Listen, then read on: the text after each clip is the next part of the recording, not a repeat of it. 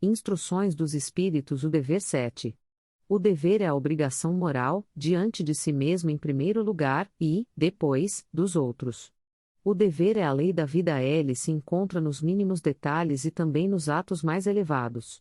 Quero falar aqui apenas do dever moral, e não do que as profissões impõem. O dever é muito difícil de ser cumprido na ordem dos sentimentos, porque se encontra em antagonismo com as seduções do interesse e do coração. Suas vitórias não têm testemunhas e suas derrotas não têm repressão.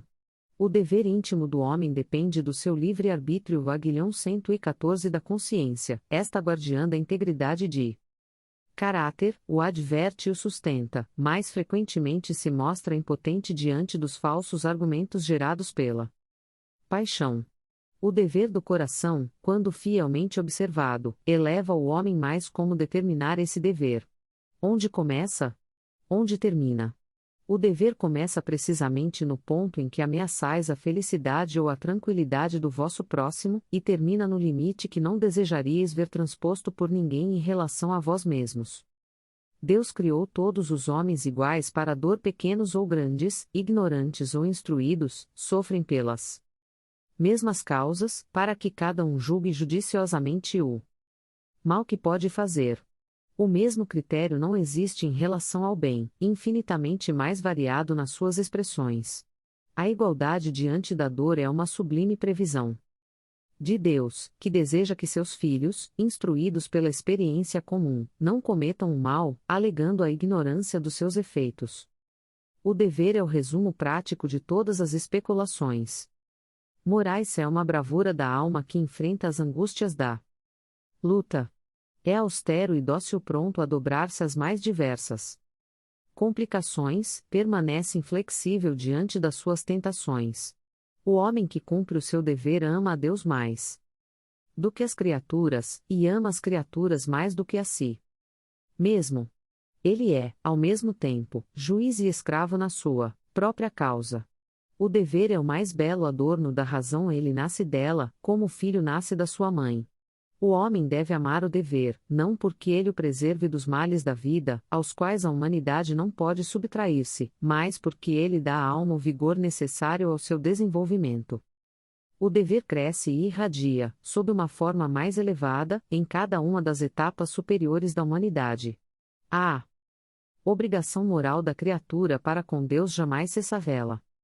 Deve refletir as virtudes do Eterno, que não aceitam o esboço imperfeito, porque deseja que a beleza de sua obra resplandeça diante dele. Lázaro. Paris, 1863. A virtude. 8. A virtude, no seu mais alto grau, é o conjunto de todas as qualidades essenciais que constituem o homem de bem.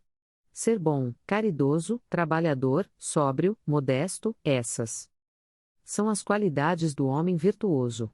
Infelizmente, muitas vezes elas são acompanhadas de pequenas falhas morais que as desmerecem e as enfraquecem. Aquele que faz alarde da sua virtude não é virtuoso, visto que lhe falta a qualidade principal, a modéstia, e que possui o vício mais contrário, o orgulho. A virtude verdadeiramente digna desse nome não gosta de se exibir. Temos de descobri-la vela, porém, ocultase na sombra e foge da admiração das multidões. São Vicente de Paulo era virtuoso. O digno cura de Ars era virtuoso. Muitos outros, pouco conhecidos do mundo, mais conhecidos de Deus. Todos esses homens de bem ignoravam que eram virtuosos se eles se deixavam levar pela corrente das suas santas inspirações, e praticavam o bem com um completo desinteresse e um inteiro esquecimento de si mesmos. É para a virtude, assim compreendida e praticada, que eu vos convido, meus filhos. É para essa virtude, verdadeiramente cristã e verdadeiramente espírita, que vos convido a consagrar-vos. Mais afastai de vossos corações todo orgulho, vaidade e amor próprio, que desvalorizam sempre as mais belas qualidades. Não imiteis esse homem que se apresenta como modelo e gaba suas próprias qualidades para todos os ouvidos complacentes. Essa virtude que assim Se ostenta, muitas vezes esconde uma infinidade de pequenas torpezas e odiosas fraquezas. Em princípio, o homem que elogia a si mesmo, que ergue uma estátua à sua própria virtude, aniquila, assim procedendo, todo o mérito efetivo que possa ter a teologia ou que direi. Porém, daquele cujo único valor é o de parecer o que realmente não é. Devo admitir que o homem que faz o bem sinta, no fundo do seu coração, uma satisfação íntima a mais.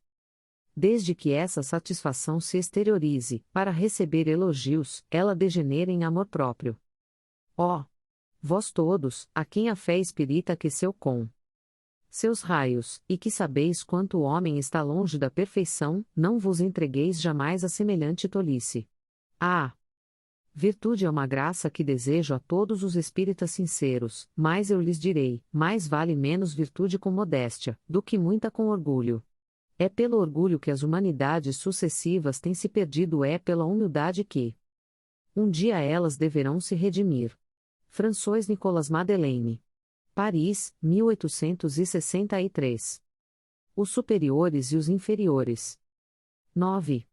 A autoridade, da mesma forma que a fortuna, é uma delegação da qual, aquele que a possui, terá que prestar contas. Não acrediteis que ela lhe seja dada para proporcionar o vão prazer do mando, nem como um direito ou uma propriedade, como erradamente os poderosos da terra acreditam. Deus, entretanto, constantemente lhes prova que não é nem uma coisa nem outra, visto que a retira quando deseja. Se fosse um privilégio ligado à pessoa, ela seria inalienável. Ninguém pode dizer que uma coisa lhe pertence, quando ela lhe pode ser tirada sem seu consentimento. Deus dá autoridade a título de missão ou de prova, quando isso lhe convém, e da mesma forma retira.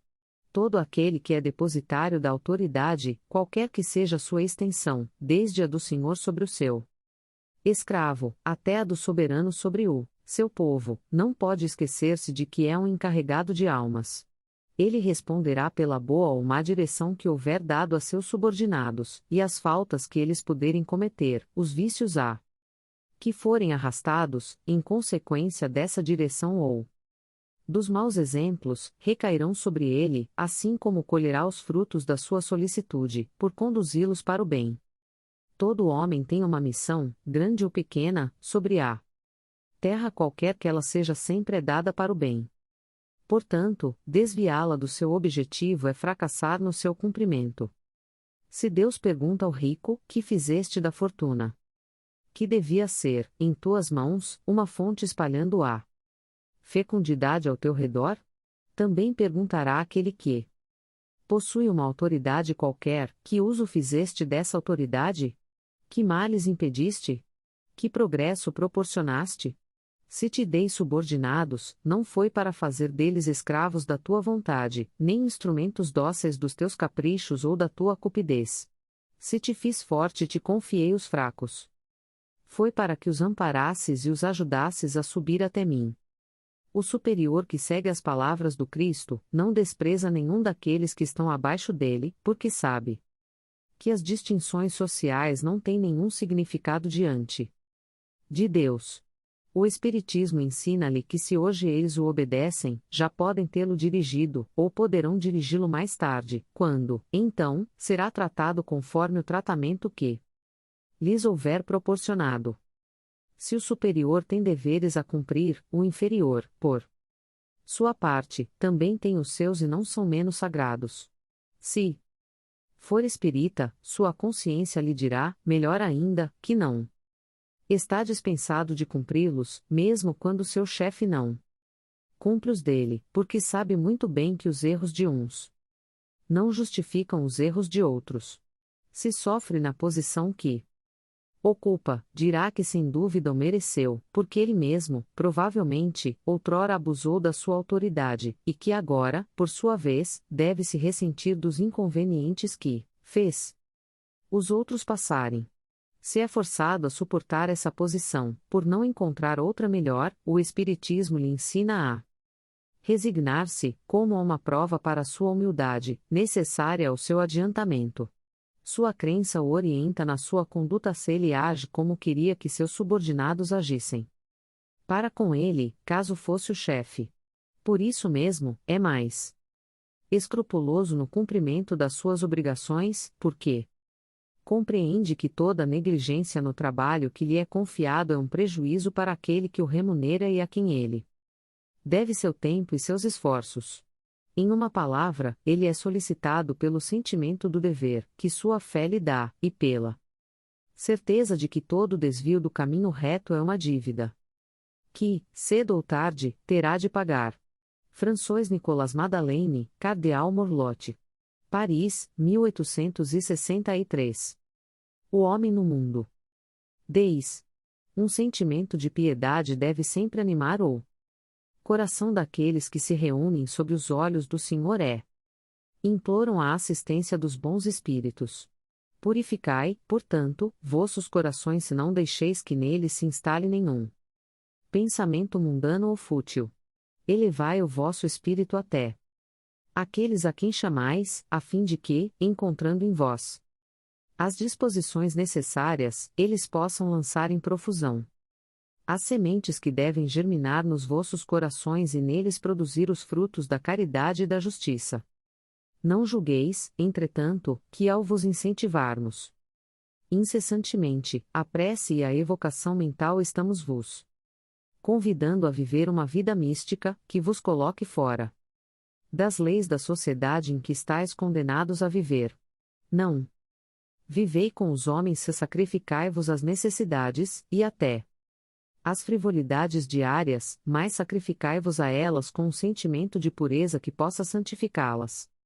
Sois chamados para entrar em contato com espíritos de naturezas diferentes, de caracteres opostos, não melindreis a nenhum daqueles com os quais vos encontrardes. Sede alegres, sede contentes mais com a alegria que a consciência limpa proporciona, com a felicidade do herdeiro do céu, contando os dias que o aproximam da sua herança. A virtude não consiste em se assumir um aspecto severo e triste, em repelir os prazeres que vossas condições humanas permitem, basta atribuir todos os atos da vossa vida ao Criador que vos deu a vida. É suficiente, quando se começa ou se acaba uma obra, elevar o pensamento até o Criador e pedir-lhe, num impulso da alma, a sua proteção para triunfar, ou a sua bênção para a obra terminada. Que tudo aquilo que realizardes seja atribuído à fonte de todas as coisas, que nada seja feito sem que a lembrança de Deus venha purificar e santificar os vossos atos. A perfeição está toda inteira, como disse o Cristo, na prática da caridade absoluta, mas os deveres da caridade se estendem a todas as posições sociais, desde a mais humilde até a mais elevada. O homem que vivesse só não teria como praticar a caridade, e é apenas no contato com os seus semelhantes, nas lutas mais difíceis, que ele encontra a oportunidade para praticá-la. Portanto, aquele que se isola, priva-se voluntariamente do mais poderoso meio de perfeição, não tendo em quem pensar, a não ser em si. Sua vida é a de um egoísta. Ver capítulo 5, item 26. Não imagineis, consequentemente, que para viver em comunicação constante conosco, para viver sob as vistas do Senhor, seja preciso entregar-se ao martírio e se cobrir de cinzas. Não, ainda uma vez vos dizemos. Sede felizes segundo as necessidades da humanidade, mas que em vossa felicidade não entre jamais nenhum pensamento, nenhum ato que possa ofender, ou fazer entristecer a face daqueles que vos amam e dirigem. Deus é amor, e abençoa aqueles que amam santamente. Um espírito protetor. Bordeaux, 1863, cuidar do corpo e do espírito. 11. A perfeição moral consiste na tortura do corpo? Para resolver essa questão apoio-me em princípios elementares, e começo demonstrando a necessidade de cuidar do corpo, que, segundo as alternativas de saúde e de doença, influi de uma forma muito importante sobre a alma, e pois é preciso considerá-la como prisioneira na carne. Para que essa prisioneira viva, se movimente e até mesmo conceba as ilusões da liberdade, o corpo deve estar são, disposto e vigoroso. Façamos a comparação, eis que os dois estão em perfeito estado. Que devem eles fazer para manter o equilíbrio entre suas aptidões e suas necessidades, tão diferentes? Aqui dois sistemas estão presentes, o dos ascetas, 115, que querem aniquilar o corpo, e o dos materialistas, que querem rebaixar a alma, duas violências, quase tão insensata uma quanto a outra. Ao lado desses dois grandes grupos, fervilha uma numerosa tribo de indiferentes que, sem convicção e sem paixão, amam com frieza e desfrutam com parcimônia. Onde, pois, está a sabedoria? Onde, pois, está a ciência de viver? Em nenhum lugar, e esse grande problema ficaria inteiramente sem solução, se o Espiritismo não viesse em auxílio dos pesquisadores, demonstrando-lhes as relações que existem entre o corpo e a alma, e afirmando que é preciso cuidar dos dois, pois que são necessários um ao outro. Amai, portanto, vossa alma, mas cuidai também do corpo, instrumento da alma. Desconhecer as necessidades que são indicadas pela própria natureza é desconhecer a lei de Deus. Não castigueis vosso corpo pelas faltas que o vosso livre-arbítrio lhe fez cometer, e pelas quais ele é tão responsável quanto um cavalo mal dirigido é, pelos acidentes que causa. Por acaso, sereis mais perfeitos, se, martirizando o corpo, não ficardes menos egoístas, menos orgulhosos mais caridosos para com o vosso próximo? Não, a perfeição não está aí, ela se encontra inteiramente nas reformas, porque fizerdes passar o vosso espírito, dobrai-o, submetei-o, humilhai-o, mortificai-o, esse é o meio de torná-lo mais dócil à vontade de Deus, e o único que conduz à perfeição. Jorge, Espírito Protetor. Paris, 1863. Este audiolivro representa uma contribuição para aquelas pessoas que necessitam, como é o caso dos deficientes visuais, os deficientes auditivos, pessoas acamadas que se encontram em hospitais e clínicas, e como forma de acesso e divulgação da doutrina espírita, para que todos lembrem-se de valorizar e reconhecer o trabalho do autor adquirindo suas obras. Por favor, não esqueça de deixar o seu like, inscreva em nosso canal e compartilhe, para que possamos melhorar e seguir publicando. A caridade é o caminho para a evolução. Muito obrigada, que a paz do nosso Mestre Jesus esteja com todos vocês e seus familiares.